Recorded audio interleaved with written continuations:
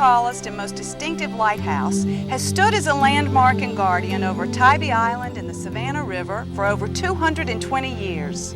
Hello, I'm Janet Gamble. Today we're going to learn about Tybee Island Lightstation, from its history as Georgia's oldest lighthouse to its current renovation, and even a glimpse into what life might have been like for the head lightkeeper and his family. Well, we moved here permanently when Daddy became a permanent lighthouse keeper. He was assistant before, and that was in 1930. I was 5 years old, but it was a wonderful place to live, good place to live. Oh, we played the beach. Oh, we went down crabbing every day practically. We went crabbing. We didn't play in the lighthouse, no, we wouldn't do that. But we went up about every day. We didn't stay long. 178 stairs. You know, we had a guest book. I wish we had it today, in that same one. And every time we'd go up, we'd write in it, and we'd write a movie star's name. So Daddy would know it was us. Of course, he always knew it was us. Well, we're really blessed because the Jackson family, with the resignation, the retirement of George Jackson in 1947, continued to live not only on Tybee, but in the Savannah community. As we moved through our restoration effort, the Jacksons came to realize that many of the original furnishings that once were used in this house would be important to the interpretation of the house. So they very generously donated back many of the original furnishings to the house. Yeah, first we had a wood stove, a big wood stove, and then later on they got real modern and we had a kerosene stove, and then later after that it was an electric stove. Well, we started off with an ice box and had the ice delivered every day, and then we had the refrigerator. There were 4 children in my family. My sister was the oldest, then my brother Henry, then my brother Ralph, and I was the youngest. And we all lived right here. Oh, Mom always cooked a big breakfast, and that was so good.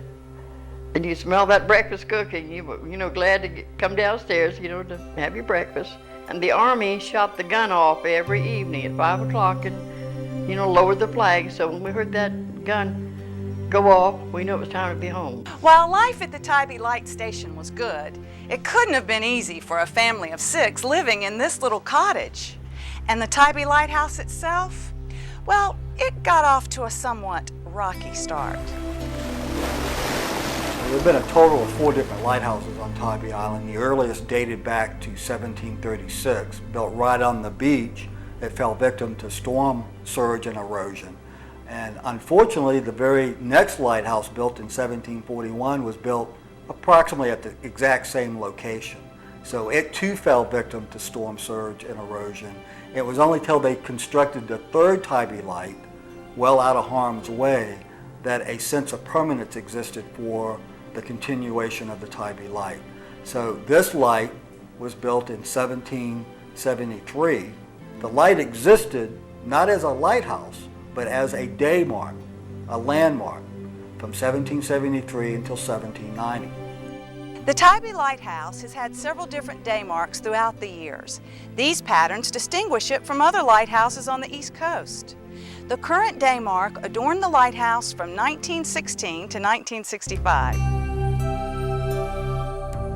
In 1790, they actually provided an illumination at the top of the brick tower, which stood 100 feet tall. And for the first time, the Tybee Light could be really classified as a lighthouse as such. In 1857, they brought in a second-order Fresnel lens. The Fresnel lens system revolutionized aid to navigations around the world. It took a single light source, a single well-oiled lamp, but it magnified it within the prisms of that huge lens in such a way that that single light source could be seen for almost 20 miles out at sea. That lens was so brilliant, by the outbreak of the war between the states in 1861, the Confederates who occupied this site decided it could be used as an aid to federal forces if they were ever to take control of Tybee Island. They snuck in, they removed the lens, and then under the cover of darkness set fire to the wooden stairs and landings that at that time provided access to the landing room at the top of the 100-foot lighthouse.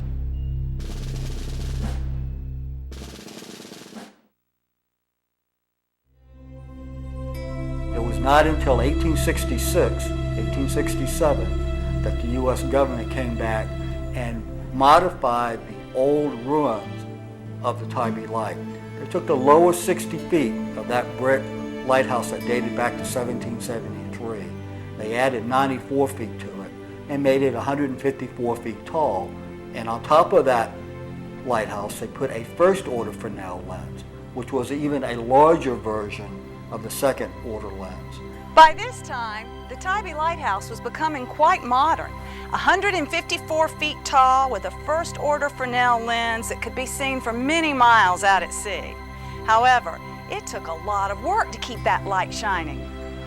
The new light station required 3 families rather than 1 to operate it as an aid to navigation. And the Tybee Light was one of the last lighthouses in America to be electrified. And with its electrification in 1933, you really only needed 1 keeper to man the Tybee Light. And that's where George Jackson came into a central role in maintaining this light. The purpose of the project is to restore the entire site to the time period of 1916 to 1939. And it started with the lighthouse itself, which was restored to that time period, and so that the markings on the lighthouse reflect the markings within that time period with the black base and the white and the black. The building that we're in, the headkeeper's cottage, is a living history museum, so that when you come inside it needs to look like that time period just the way that the outside looks like that time period. The assistant keeper's cottage is actually going to be the office space for the Tybee Historical Society, so that had to be restored so that they could still use it as commercial office space on the inside. The next building that we'll be doing on site is the barracks building, which is one of the older buildings on the site. And we're going to restore that on the exterior again to our time period of 1916 to 1939. And the interior will be used as an orientation center for visitors to the site. But what we wanted to do was restore the building to a condition that best reflected the lifestyle and living conditions of keepers and their families on the Barrier Island in Georgia. A lot of detective work goes into the restoration of a building of this significance. We used lots of photo documentation, the keeper's logs, historic photographs, and the historic drawings. We had an abundance of photographs that helped identify the historic character and conditions of the building. The next step for us in the process would be the forensic research that we would do at the site itself. You have to be very meticulous, very systematic, very sensitive to everything you do, because you could actually do more harm than good if you're impatient and remove historic fabric, because that fabric tells a story. So there was a kind of peeling away of the layers until we got to the layer from our time period.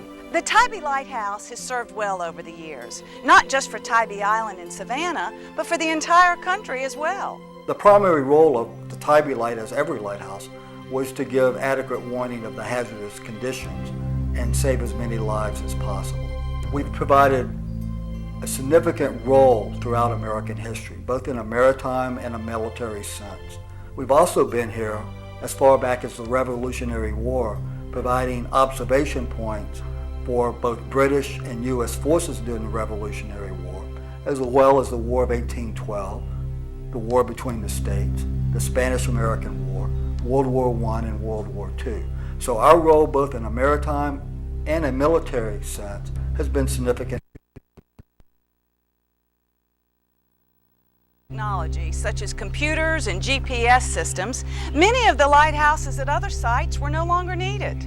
As these lighthouses were closed, the keepers' houses and other support buildings were often torn down. The Tybee Lightstation survived due to its status as an active Coast Guard station until 1986. In 1987, the Tybee Historical Society took over the management and preservation of the site and has undertaken the task of restoring the buildings as a living history museum. The Tybee Lightstation is one of the most intact in America today and provides a rare opportunity for visitors to experience a lighthouse which remains as an active aid to navigation. and a chance to visit the many historic support buildings that were required to operate the lighthouse, and even a glimpse into what life might have been like for the head lightkeeper and his family. This was just a wonderful place to live. It really was. You know, we take it all for granted, but it was a good place to live.